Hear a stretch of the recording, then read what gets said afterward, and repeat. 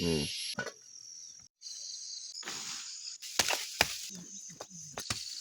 สำเร็จพี่น้องเนาะ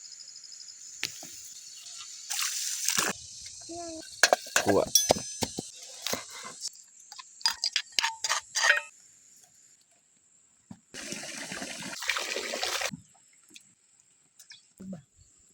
อย่าลืมกดไลค์กดแชร์และกดติดตามเด้อพี่น้อง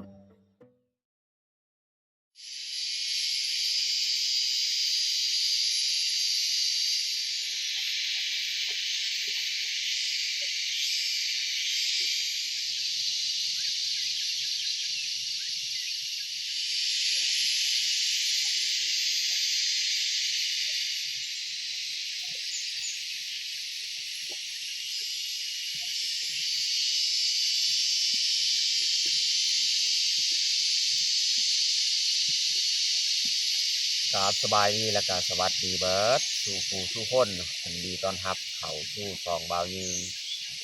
แล้วก็ตอนนี้ก็คือตอนเช้าพี่น้องเนาะตอนเช้ามือใหม่บรรยากาศยามเช้าเนาะตอนนี้เนี่ยกำลังรังไฟหุงข้าวหุงน้ำตอนนี้เราก็พอดีออกไปเชียร์หญ้าเลยพี่น้องเนาะเชียร์หญ้าแต่เช้าเนาะเพราะว่าเราได้นอนให้แบบนี้นี่เราก็ลุกแต่เช้านี่ไปเชียร์หญ้าแต่เช้าเนาะมีเวลาลายพี่น้องเพราะว่าได้นอนอยู่ให้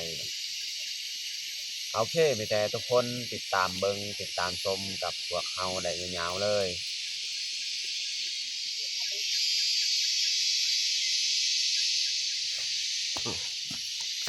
เฮ้ยตามตรอกเด้อ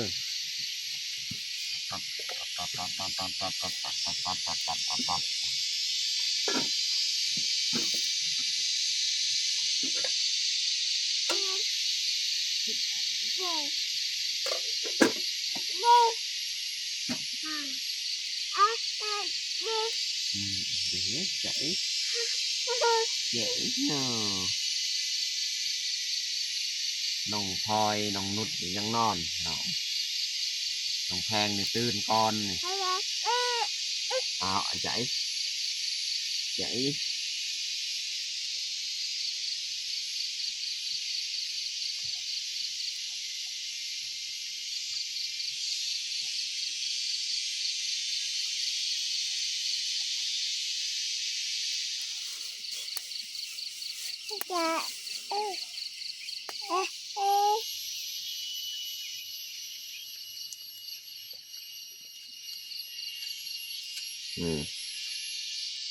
น้องพลอยนี่ยังนอน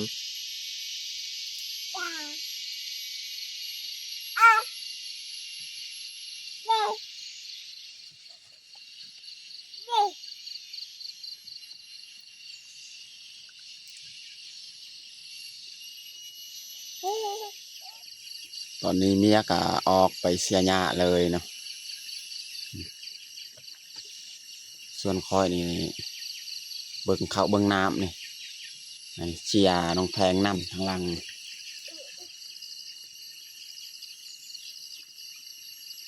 โอ้เมียไปเสียหญ้าอยู่ถึงคุณ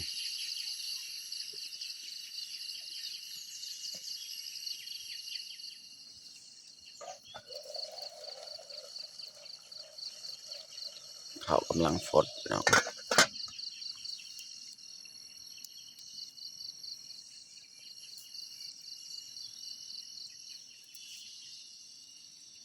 น้องแพงนี่ตื่นไวน้องพลอยน้องนุชนี่ยังไม่ทันตื่นตื่นน้องพลอยปลุกเอื่อยแพงปลุกเอื่อย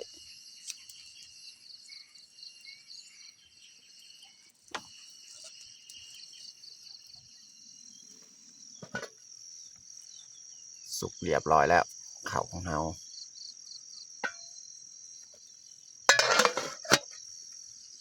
ตอนนี้ก็ข้าวสุกเรียบร้อยแล้วข้าวหุงหั่นเนาะแล้วคอยก็สิออกไปเสียหญ้าให้จุน้องแพงน้องพลอยอยู่เที่ยงแหละ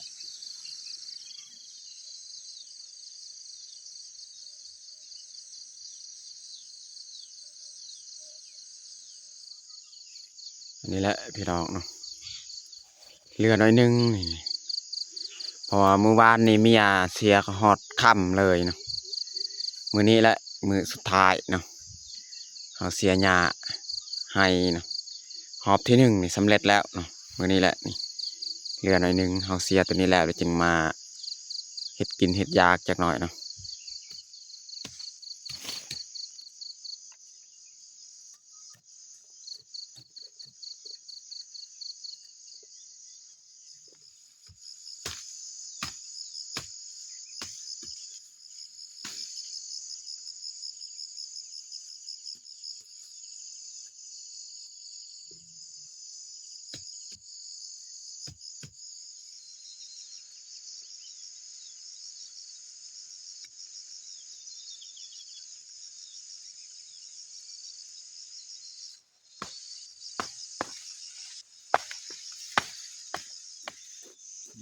ลอง แล้วไม่ได้เรื่องปลาเรา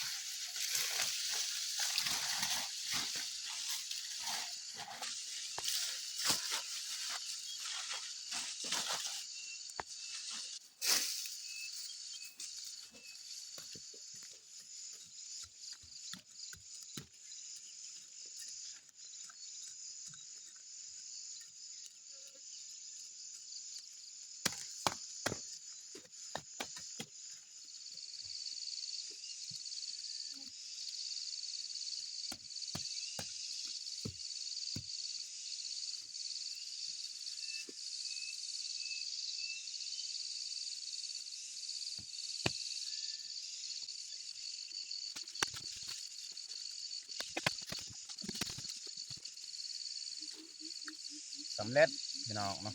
เดี๋ยวนะพอดี7 โมงปลายนี่สำเร็จ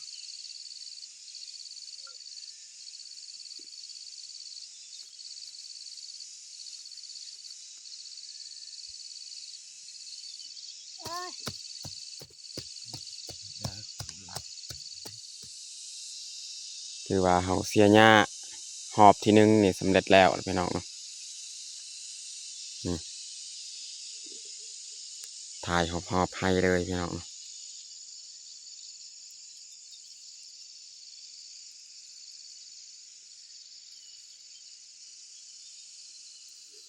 คุณและแถวลุมและบอลเขาเสียทำอิฐมันก็ขึ้นคือเก่าแหละเขากับบริพักบริพรพี่น้องเนาะเพราะว่าหญ้ามันขึ้นเลยแถวลุมแถว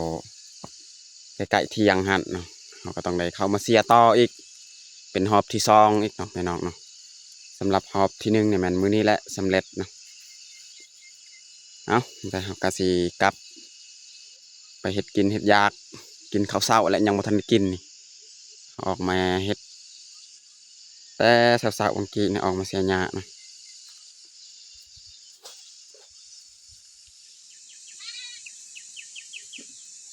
มาเฮ็ดอาหารพี่น้องเนาะอันนี้มันที่ต้มเขียดเฮ็ดป่นเขียดพี่น้องเนาะ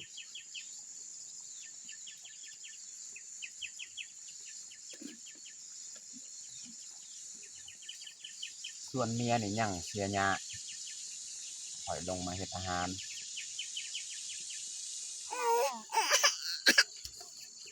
นี่ให้น้องนุชกับน้องพลอยไปเก็บผักเก็บยอดบักอึเก็บประกาศเนาะ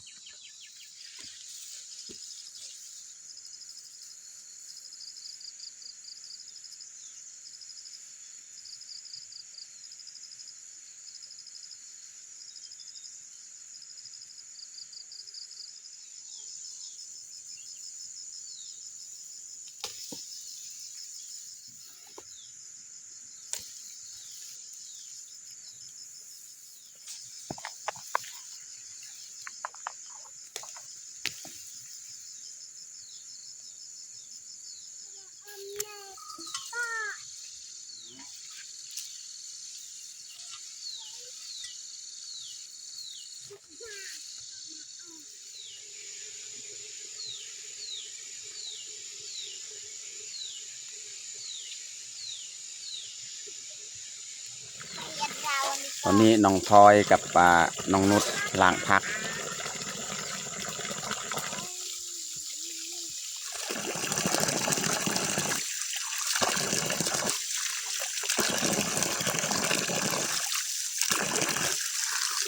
จับมีดาบดักตอนนี้ก็สุกเรียบร้อยแล้วต้มมะเขือกับเขียดนะต้มใส่น้ำกัน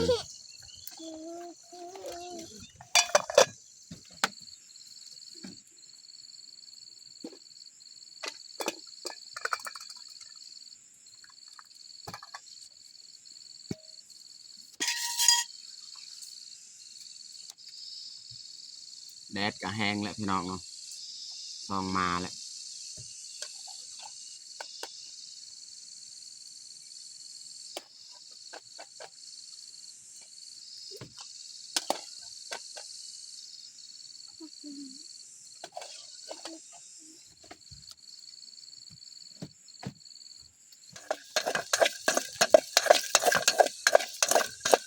ขั่วพริกกระเทียมหอมแดง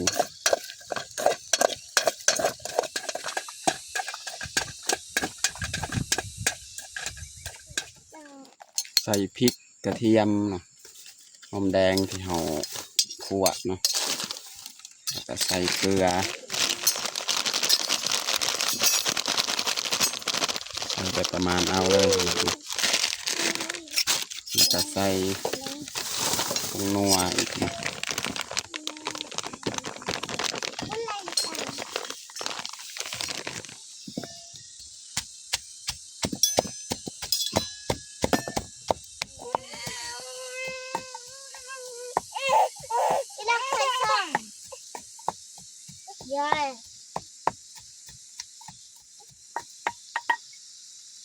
วันนี้เราสิใส่เลยเขียดของเราพี่น้อง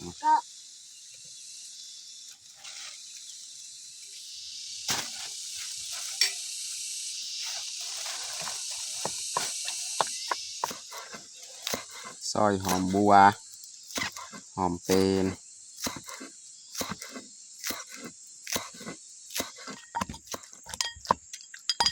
น่าจะได้แล้วสำนีเนาะแตกแล้วนี่เราก็สีใส่น้ำเนาะน้ำที่เราต้มเมื่อกี้แล้ว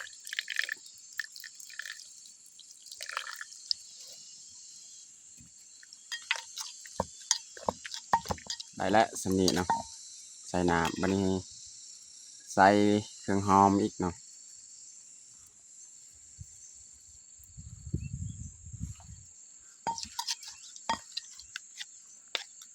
เรียบร้อยป่นเขียดพี่น้องเนาะ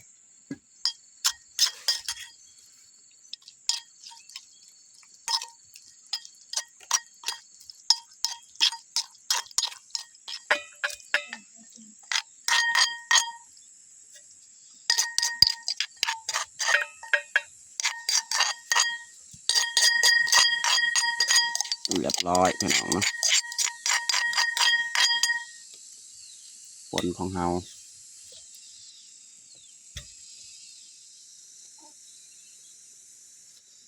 วันนี้เราสีลวกพักพี่น้องเนาะเอาเห็ดป่นก็เรียบร้อยนอกคาพี่น้องนอกคานี่เข้ากันกับป่นนี่แหละ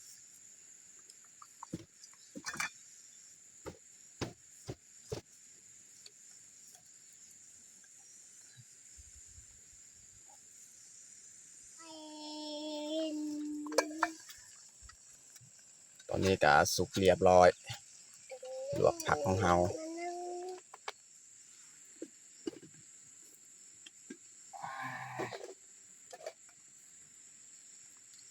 เรียบร้อยพี่น้อง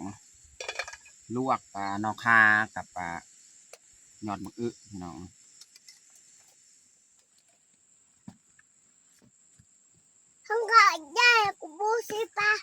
ลวกนอกคาพี่น้องตอนนี้ก็เรียบร้อยเราแต่งข้าวของเรา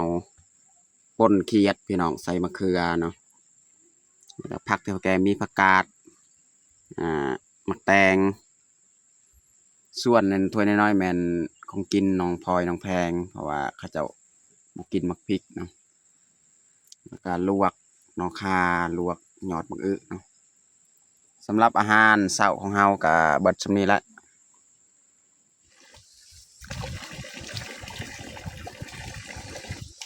ด้วยหน้าพี่น้องกินข้าวเช้า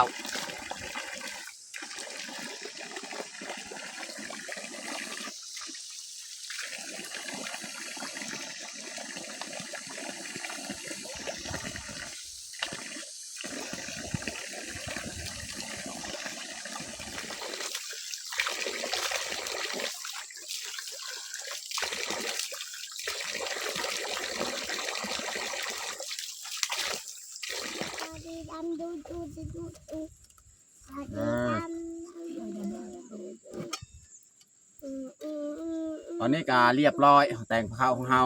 แต่เฮาจะลงมือกินข้าวเช้าเลยเอามาคนมากินข้าวเช้าน้ำกันเอาน้องพลอยลุงปลามากินข้าว เอามากินข้าวเช้าน้ำกัน กิน มากินข้าวสารกัน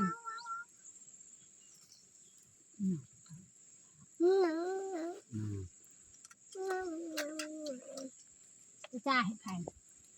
ข้าวเช้านี่กินฮอด9 โมงพี่น้องนี่ก็9 โมงแล้ว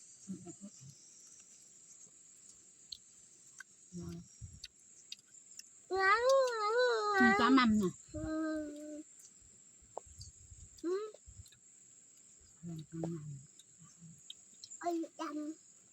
อยากหนัง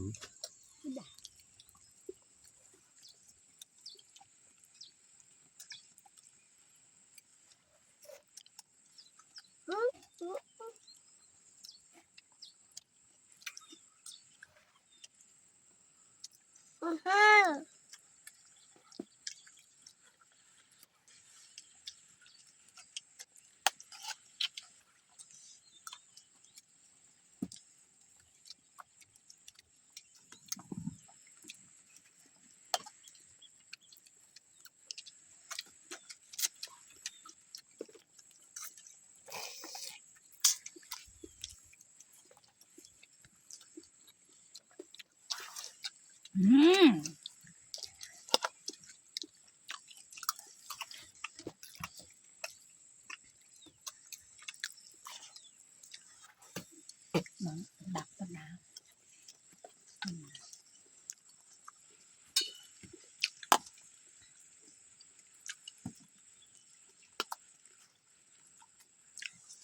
เดี๋ยวอัดอยู่คุย